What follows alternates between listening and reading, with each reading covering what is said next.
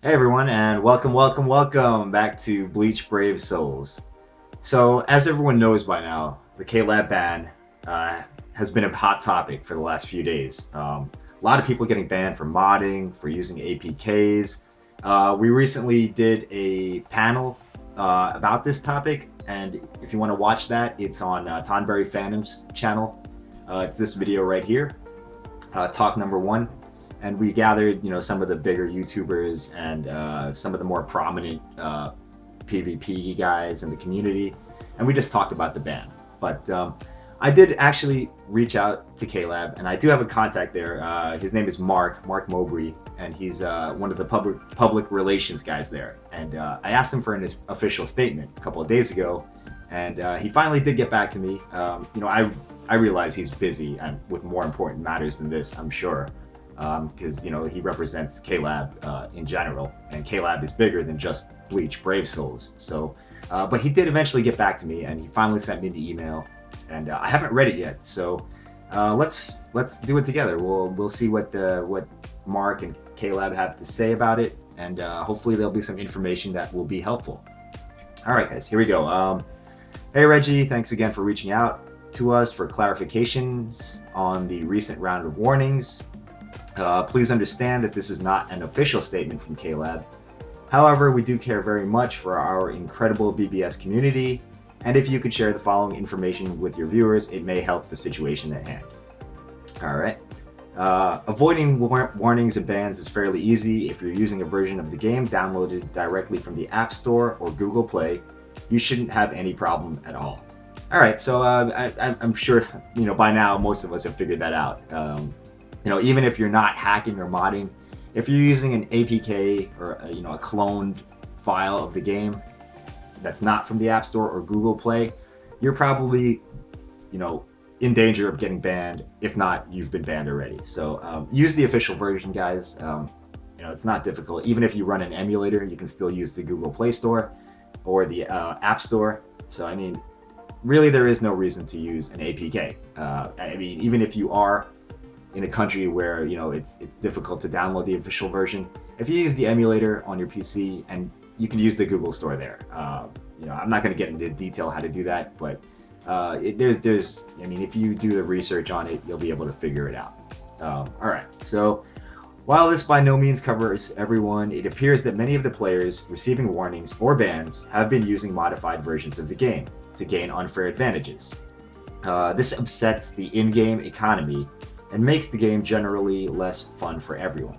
That is true, because if you use the mods or the hacks, you can accumulate excellent items, more spirit orbs at a faster rate than a normal player. So unfair advantage, undoubtedly.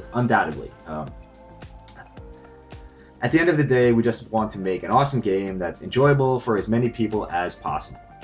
We don't go out of our way to find modders to ban, but occasionally we do receive reports of modded behavior or super obvious irregularities during gameplay, and are forced to take steps to remedy the situation. So there you have it, guys. They don't go out of their way, but if it's obvious or if people are complaining about it, they have to take action. And a good example of this is T-Main. And T-Main, he used a mod a long time ago, and what happened was, you hit for like a ridiculous, unrealistic amount of damage, like whatever, 300,000 points of damage, and that records on your profile as your hardest hit. So because that was such a glaring and obvious infraction, they did warn him, and eventually it got him banned. So stuff like that, situations like that, I can understand. It does create unfair advantages. Whether you agree with it or not, it's pretty much a fact. You can do stuff faster, you can gather more stuff faster. The obvious irregularities, he's probably referring to people being reported and things like that.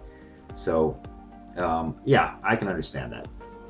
Okay, the guidelines we applied here are explained in section 13 of the BBS terms of use.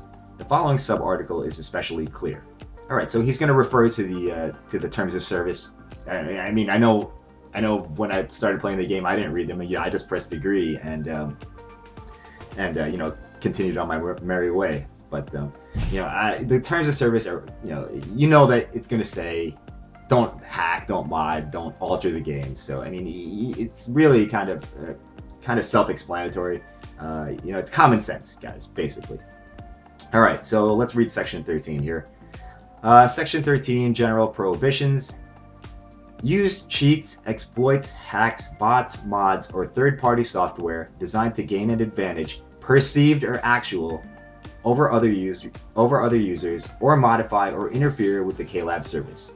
If you use these things, it doesn't matter if it gives you an actual advantage. All it has to do is give you a perceived advantage. So that's a part some people might overlook. If it seems like, if it even seems like it's giving you an advantage, to other players, they can totally stop you and ban you. Right, guys. So it's very important to read the fine print, because this is this is lawyer talk right here. The terms of use is lawyer talk, and it's very important, the wording of the terms of service, and that is what will give them the right to ban people at will.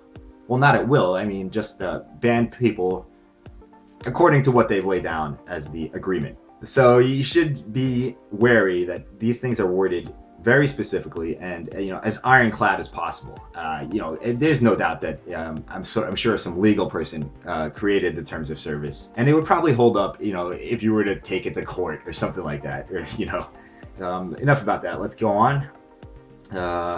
Perhaps you've noticed players using a modified version of the game before. You're playing a super tough raid in co-op mode, and one of the other players on your raid is doing insane amount of damage, killing any and all enemies with a single hit. And I know that 90% of us have probably experienced that, because it was really widespread, especially after the raids came out. Everyone was modding. Like if you were to do a random co-op group, chances are, like, 1 time out of 5, or at worst 1 time out of 10, you would find yourself in a modded run.